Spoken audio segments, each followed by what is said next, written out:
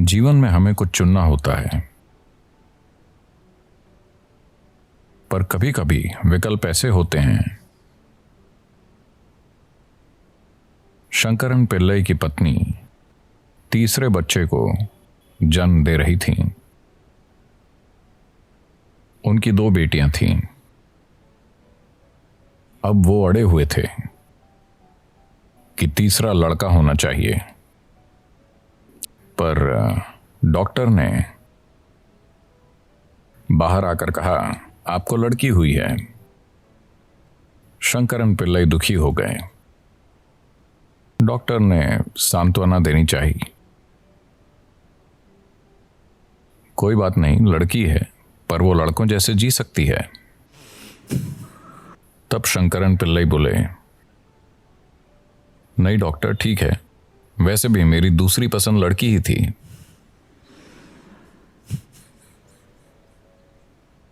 जीवन के चुनाव कभी कभी ऐसे होते हैं। मैं ये नहीं कह रहा कि आपकी समस्या छोटी है, पर मेरी तनख्वाह, मेरे पैसे, बिल, किराया, बच्चों की स्कूल फीस, हाँ, ये तो हैं। आपको, मुझे और दुनिया में सभी को अभी आर्थिक समस्याएं हैं, पर हमारी आर्थिक समस्याएं ऐसी हैं कि चाहे महामारी हो या शेयर बाजार का पतन या मंदी, ये होना ही है, क्योंकि हमने ऐसा रुख अपनाया है कि हम हमेशा ज्यादा से ज्यादा चाहते हैं। कहीं ना कहीं संतुलन आएगा। ये एक कड़वी बात लग सकती है, क्योंकि आपने नौकरी खो दी है। पिछली पीढ़ियों की तुलना में हमारे पास बहुत ज्यादा है, काफी ज्यादा। जीवन में 10-20% की कटौती हो तो हमें ज्यादा रोना नहीं चाहिए। आपके पिता, आपके दादाजी, शायद उन्हें ज्यादा मेहनत करनी पड़ी होगी, पर उन्होंने बुरा जीवन नहीं जिया। वो अपने तरीके से अच्छे से जिए। तो अगर हमें थोड़ी कटौती करनी पड़े तो कम से कम ये समझें कि ये पर्यावरण की महान सेवा है। अर्थव्यवस्था धीमी हो गई है। हाँ, हमें जीवन में एडजस्ट करना पड़ रहा है, जिससे परेशानी हो रही है। यह सिर्फ आपके साथ नहीं हुआ है, पूरी दुनिया के साथ हुआ है। पर कई लोगों के जीवन में बहुत परेशानियां आ गई हैं। मेरे बच्चे स्कूल कैसे जाएंगे, मैं अपना घर कैसे चलाऊं, मैं चीज़ें मैनेज कैसे करूं, मैं बैंक का लोन कैसे चुकाऊं। समस्याएं हैं। मैं ये नहीं कह रहा कि समस्या नहीं है, समस्याएं हैं, पर महत्वपूर्ण ये है कि आप जीवित हैं, आपका परिवार और दूसरे महत्वपूर्ण लोग जीवित हैं। इसे समझें, क्योंकि यही सबसे कीमती है। और इस चक्कर को छोड़ें, मेरी नौकरी चली गई, सब खत्म हो गया। सब खत्म नहीं हुआ है। आपके जीवन की एक ही चीज सबसे कीमती है, वो है आपका जीवन, जो अभी भी आपके पास है। कुछ बाहरी चीजें खो जाएंगी। शायद आपको किसी टैलेंट का एहसास होगा कि बिना ऑफिस जाए भी आप पैसे कमा सकते हैं। तो ये नया करने का समय है, ये तलाशने का समय है, ये खुद को ऊंचा उठाने का समय है। ये समय अपने खर्चों में कटौती करने और अपने जीवन को और समझदारी से जीने का भी है।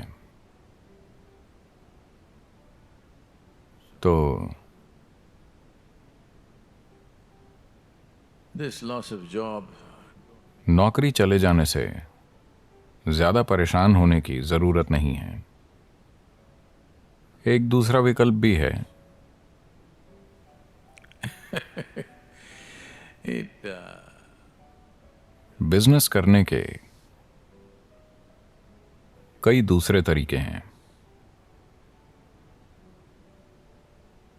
किस तरह का बिजनेस हम नहीं जानते। शायद वो कारगर हो, शायद ना हो।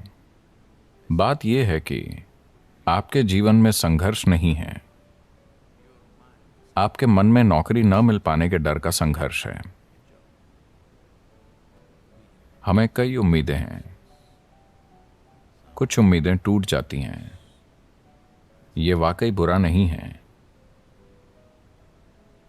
हाँ, कुछ उम्मीदें टूट जाती हैं, कोई बुरी बात नहीं है। ओ सद्गुरु, आपके लिए कहना आसान है, आपके लिए तो सब कुछ बढ़िया है। नहीं, परिवार, बच्चों और दूसरी चीज़ों से जुड़ी आपकी जो भी प्रतिबद्धताएं हैं, आपको उनसे पीछे नहीं हटना चाहिए। आपको तरीका ढूंढना होगा। इसीलिए कुदरत ने इंसान को एक खास स्तर की बुद्धि दी है। उसका इस्तेमाल करें। उसे ऑटो मोड में मत डालिए। अब नौकरी मिल गई है, अब ज़्यादा सोचने की ज़रूरत नहीं है, बस वहाँ जाकर वापस आना है, मेरा जीवन बन गया। नहीं, ये जीने का तरीका नहीं है। जीवन चलाना मनुष्य का अंतिम लक्ष्य नहीं है। जीवन चलाना ज़रूरी है, पर यह आखिरी लक्ष्य नहीं है। यहाँ मेरे पास हजारों युवा स्वयं सेवक हैं जो जीवन में ऐसे काम कर रहे हैं जो उनके अपने बारे में नहीं है। ये उनका जीवन चलाने के बारे में नहीं है, क्योंकि मैंने उनमें आनंद भर दिया है। अब जीवन चलाने की चिंता करना जरूरी नहीं है, क्योंकि अगर आप वाकई सभी की भलाई के बारे में चिंतित हैं तो जीवन चलाने की चिंता जरूरी नहीं है। दुनिया आपका हर तरह से ख्याल रखेगी। अगर जीने के तरीके से आपको फर्क नहीं पड़ता, No, no. पर ज्यादातर समस्या ये होती है कि आप अपने पड़ोसी से बेहतर जीना चाहते हैं, तभी ये एक अंतहीन समस्या है। दूसरों से बेहतर बनने की कोशिश करते करते लोग कितनी मूर्खता भरी चीजें कर रहे हैं, देखकर विश्वास ही नहीं होता। आपके काम बाहरी स्थिति से मेल खाने चाहिए। कभी भी ये उम्मीद न करें कि स्थिति एक सी बनी रहेगी, कि हमेशा नौकरी होगी या हमेशा सब एक सा बना रहेगा। नहीं, आपके काम आसपास की स्थितियों से मेल खाने चाहिए।